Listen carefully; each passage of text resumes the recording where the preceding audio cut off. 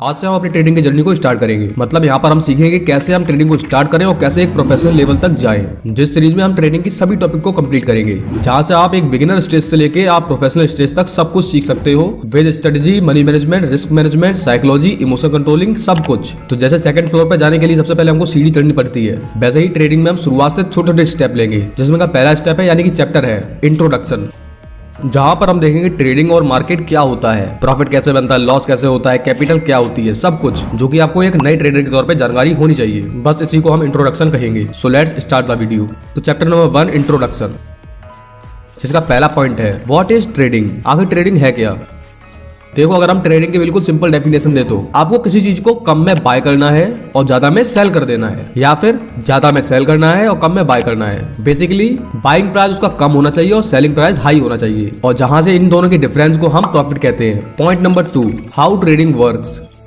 आखिर ट्रेडिंग कैसे काम करती है। एग्जाम्पल के लिए देखते हैं, एक ट्रेडर यानी कि व्यापारी। ट्रेडर का मतलब क्या होता है, व्यापारी, जिसका कपड़ों का बिजनेस है। वो कपड़ों को बनाने के लिए कच्चे माल को लेके आता है कर्नाटका से, और वहां से उसको लाकर आगरा में उसको सेल कर देता है। और जहां पर वो इस बात का ध्यान रखता है, जहां से उसने कर्नाटका से बाय किया है वहां पर उसका प्राइस कम होना चाहिए, और आगरा में जब वो बेचे तब उसका प्राइस हाई होना चाहिए, मतलब थोड़ा सा ज्यादा होना चाहिए। तो इनके बीच का जो भी मार्जिन होगा वो उस ट्रेडर का प्रॉफिट होगा। और इसी चीज को एक जगह से बाय करना और दूसरी जगह पर सेल करना ट्रेडिंग कहलाती है। But in this digital era, एक ट्रेडर जो है वो कुछ स्टॉक्स को बाय करता है कुछ प्राइस पर, जैसे कि 10,000 पे मान लो आप, और कुछ टाइम के बाद जब उसका प्राइस इंक्रीज होता है 11,000 हो जाता है, तब वो उसको सेल कर देता है, जहां से उसका बीच का मार्जिन 1,000 रुपए है वो उसका प्रॉफिट निकल के आता है। इसी चीज को हम ट्रेडिंग कहते हैं, और जो भी पर्सन इस चीज को करता है उसको हम ट्रेडर कहते हैं। अब हम बात करते हैं प्रॉफिट कैसे बनता है। जैसे कि हम एग्जांपल लेते हैं, किसी एक ट्रेडर ने कुछ स्टॉक्स को बाय किया है 10,000 प्राइस के रेट पर, और जब उसका प्राइस थोड़ा सा हाई होता है, इंक्रीज होता है, जैसे कि 11,000 या फिर 12,000, तब वो उसको सेल कर देता है। अब उसका बाइंग प्राइस 10,000 रुपीज है और उसने सेल किया उसको 12,000 रुपीज पर, तो इन दोनों का जो डिफरेंस निकल के आता है वो है हमारा 2,000 रुपीज, जो कि आपका प्रॉफिट होता है। अब लॉस कब होता है।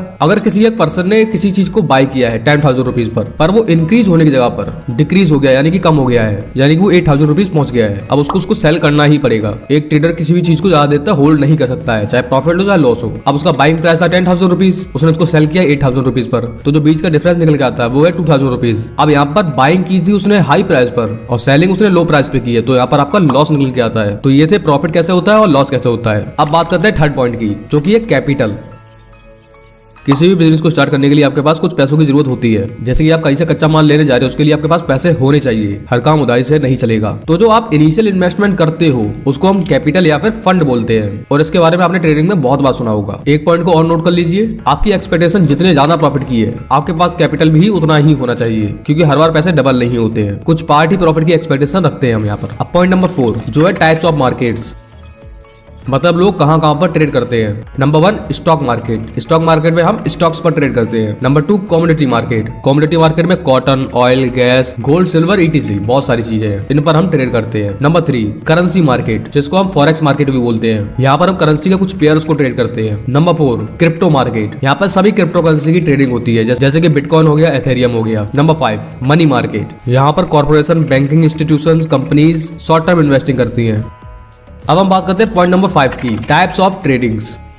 Number 1 equity trading. Equity trading में हम स्टॉक्स पे ही ट्रेड करते हैं, चाहे वो रिलायंस हो, एचडीएफसी बैंक हो, टीसीएस हो, आईटीसी हो, कुछ भी हो, सभी स्टॉक्स पर हम ट्रेड कर सकते हैं। अब यहाँ पर डिपेंड करता है आप किस कंट्री से बिलोंग करते हो। नंबर 2 कमोडिटी, जिसके बारे में पहले बता चुके हैं, जहाँ पर हम gold, silver, crude oil, gas, cotton जैसे कमोडिटीज को हम ट्रेड करते हैं। नंबर 3 करेंसी मार्केट, यानी कि फॉरेक्स मार्केट, यानी फॉरेन एक्सचेंज। पूरे दुनिया में सबसे ज्यादा ट्रेड करेंसी पे ही की जाती है, बट इन इंडिया ज्यादातर फॉरेक्स करेंसी पेयर्स लीगल नहीं है, और बहुत सारे एप्स और कंपनीज भी लीगल नहीं है, जिसको बैन किया है आरबीआई ने, रिजर्व बैंक ऑफ इंडिया ने। पर जो पेयर्स इंडिया में लीगल है वो है यूएसडी, INR और ये 7। और आरबीआई ने कुछ ब्रोकर्स को भी अप्रूव किया हुआ है, जहां पर आप ट्रेडिंग कर सकते हो फॉरेक्स में, जिसमें है जोरोदा एंजल ब्रोकिंग, एचडीएफसी सिक्योरिटीज, शेर Khan ICICI bank limited and axis bank. अगर आपको ट्रेडिंग करनी है फॉरेक्स में तो आप यहाँ से कर सकते हो, अगर आप इंडिया में रहते हो तो। अब 4th नंबर की ट्रेडिंग पे आते हैं, जिसको हम डेरिवेटिव्स ट्रेडिंग कहते हैं, जहां पर आते हैं फ्यूचर्स एंड ऑप्शंस। अगर हम डेरिवेटिव्स की डेफिनेशन की बात करें, a derivative is a financial security with a value that is reliant upon और derived from an underline asset और group of assets. In simple word they are contracts of of financial assets. ऐसे मान सकते हो जो भी derivatives होते हैं उनकी खुद की वैल्यू नहीं होती है, ये सिर्फ एक कॉन्ट्रैक्ट होते हैं जो कि रिलाई करते हैं अपनी अंडरलाइन एसेट पर, जैसे कि गेहूं हो गया और आटा हो गया। अब गेहूं जो है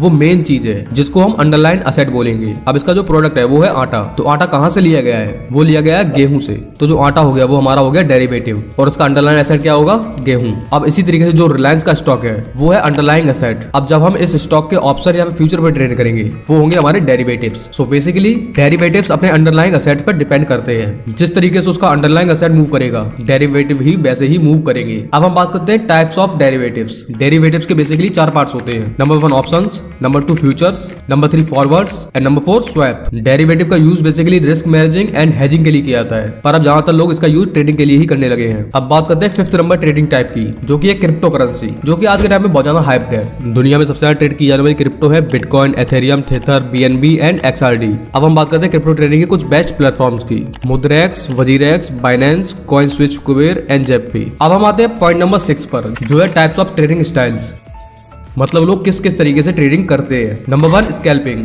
बहुत ही शॉर्ट टाइम के लिए ट्रेड की जाती है, जैसे कि अभी हमने ट्रेड ली 5 सेकंड से लेके 2 से 3 मिनट तक हम उसको होल्ड करते हैं और तब एग्जिट करते हैं, तो इसको हम स्कैल्पिंग कहते हैं। Number 2 day trading. Day trading में हम ट्रेड को ज्यादा देर तक होल्ड करते हैं, मतलब पूरे दिन के लिए, जैसे कि 10 मिनट, 1 घंटा या फिर 5 घंटे के लिए। Number 3 BTST and STBT। इसमें हम ट्रेडिंग को 2 दिन के लिए करते हैं, जैसे कि आज हमने पोजीशन बनाई, किसी ट्रेड को लिया और नेक्स्ट डे पर उसको एग्जिट करते हैं, इसको हम BTST या फिर STBT कहते हैं। Number 4 swing. स्विंग ट्रेडिंग को हम कम से कम होल्ड करते हैं 2 दिन से लेकर 3 से 4 वीक तक। Number 5 positional trade. इसमें हम अपनी ट्रेड को 2 से 10 मंथ के लिए होल्ड कर सकते हैं। नंबर 6 शॉर्ट टर्म इन्वेस्टिंग, जहां पर आप किसी भी चीज में इन्वेस्ट करते हो 1 से लेकर 1.5 साल के लिए। नंबर 7 लॉन्ग टर्म इन्वेस्टिंग, यहाँ पर हम किसी भी स्टॉक को बाय कर या फिर किसी भी ट्रेड को लेकर उसको 5 साल से ज्यादा उसको होल्ड करते हैं, इसको हम लॉन्ग टर्म इन्वेस्टिंग कहते हैं और सबसे कम रिस्की होती है यही। और इस बात को ध्यान रखना, आप जिस ट्रेड को जितना कम टाइम के लिए होल्ड करते हो वो उतना ही रिस्की हो जाती है, और जितने ज्यादा टाइम के लिए होल्ड करते हो उतना ही वो कम रिस्की होती है। तो हर ट्रेडर आपको यही सलाह देगा, अगर आपको ट्रेडिंग को स्टार्ट करना है तो सबसे पहले लॉन्ग टर्म इन्वेस्टिंग या फिर स्विंग ट्रेडिंग से स्टार्ट करो। अब हम बात करते हैं पॉइंट नंबर 7 की, difference between trading and investing.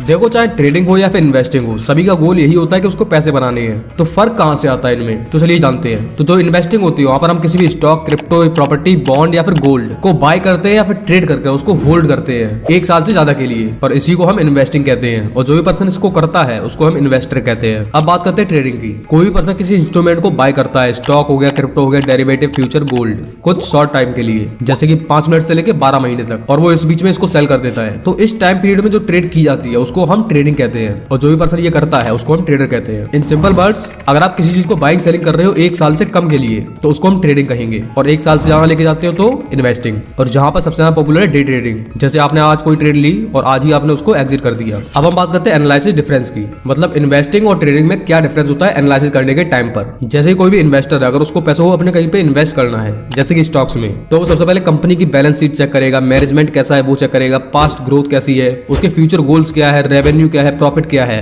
उसके प्रमोटर्स की होल्डिंग क्या है, कैश फ्लो क्या है, और कुछ लोग डिविडेंड बेस पे भी इन्वेस्टिंग करते हैं। अब यही पे जो ट्रेडर होता है उसको शॉर्ट टर्म के लिए इन्वेस्टिंग करनी है, शॉर्ट टाइम फ्रेम पर। तो ज्यादातर ट्रेडर कंपनीज की बैलेंस शीट को एनालाइज नहीं करते हैं, रेवेन्यू को चेक नहीं करते, ना ही प्रॉफिट और मैनेजमेंट से उसको मतलब होता है। एक ट्रेडर जो होता है बेसिकली ट्रेड लेता है प्राइस चार्ट पर, जिसको हम प्राइस एक्शन भी कहते हैं, और जहां पर ट्रेडर चार्ट को एनालाइज करने के लिए कुछ इंडिकेटर्स और टूल्स का यूज करता है, जैसे कि ट्रेंड लाइन हो गया, EMA, VWAP, RSI, support and resistance. अब हम बात करते हैं पॉइंट नंबर 8 की, जो कि है ब्रोकर्स। एक ब्रोकर कोई भी एक इंडिविजुअल हो सकता है या फिर कोई फर्म हो सकती है, जो कि एक्ट करता है as a intermediatory between investor and security exchanges, जहां पर ब्रोकर अपने सर्विसेज के लिए कुछ फीस चार्ज करता है अपने कस्टमर्स से। जैसे कि आपको किसी प्रॉपर्टी को बाय करना है या फिर सेल करना है, आप उसको डायरेक्टली बाय सेल नहीं करते हो, आप किसी भी ब्रोकर को ढूंढते हो जो कि आपकी डील को करवाता है। जस्ट लाइक इन ट्रेडिंग, जो भी ब्रोकर होता है वो 2 लोगों को कनेक्ट करता है बाइंग और सेलिंग के लिए, चाहे वो शेयर हो, सिक्योरिटी हो या फिर कोई भी ट्रांजेक्शन हो, और जिसके लिए वो कुछ फीस को भी चार्ज करता है। अब देखो ब्रोकर्स बहुत सारे हैं और सभी के चार्जेस अलग अलग हो सकते हैं और उनकी सर्विसेज भी अलग अलग हो सकती है। अब point number 8 types of stock brokers.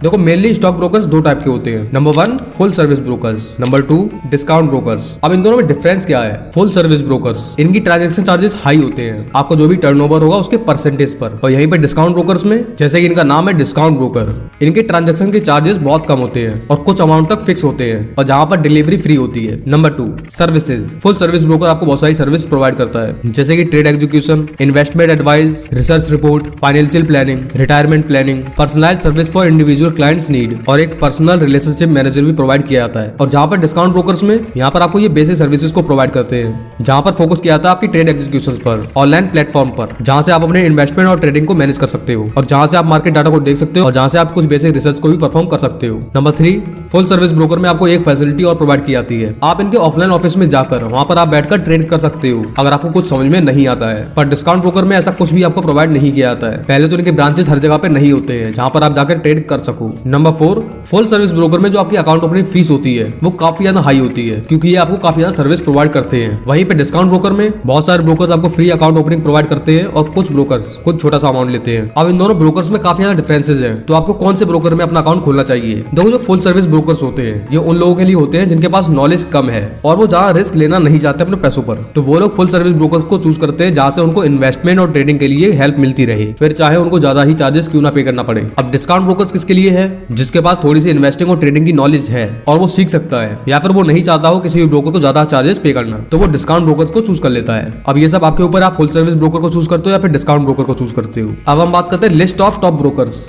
अगर आप फुल सर्विस ब्रोकर्स को देखते हो तो ये है ICICI direct, HDFC securities, Kotak securities and Motilal Oswal. And discount brokers में नंबर 1 ग्रो, नंबर 2 ज़ेरोधा या फिर kite, number 3 angel one and number 4 Upstox. अब इन ब्रोकर्स के साथ में आप ट्रेड कर सकते हो स्टॉक्स में, ऑप्शंस में, फ्यूचर्स में, कमोडिटी एंड फॉरेक्स या फिर करेंसीज में। अगर आपको इन डिस्काउंट ब्रोकर्स में से किसी में भी अकाउंट खोलना है तो आपको अकाउंट ओपनिंग का लिंक डिस्क्रिप्शन में मिल जाएगा। आप वहां से जाकर डायरेक्टली अकाउंट को ओपन कर सकते हो। अब यहाँ तक हमारे 9 पॉइंट्स कवर हो चुके हैं, पर जो हमारा लास्ट 10 नंबर पॉइंट है वो थोड़ा सा बड़ा हो सकता है। इसी कारण हम उसके बारे में पार्ट नंबर 2 में बात करेंगे, जहाँ पर बची हुई सभी चीजों को हम कवर करने वाले हैं कि ट्रेडिंग प्लेटफॉर्म में क्या क्या होता है, चार्ट्स में क्या क्या चीजें होती है, रिस्क मैनेजमेंट, पोजीशन साइजिंग क्या होती है, सभी चीजों को हम नेक्स्ट पार्ट में जानेंगे। और जब वो वीडियो कंप्लीट हो जाएगा तो उसका लिंक आपको डिस्क्रिप्शन में मिल जाएगा। अगर आप ट्रेडिंग को सीख रहे हो जहाँ पर आपको थोड़ी सी एक्स्ट्रा हेल्प चाहिए है तो आपको डिस्क्रिप्शन में कुछ PDFs का लिंक मिल जाएगा, जहाँ से आप आसानी से उनको बाय कर सकते हो बहुत ही कम प्राइस में, जो कि आपको डेफिनेटली हेल्प करने वाली है।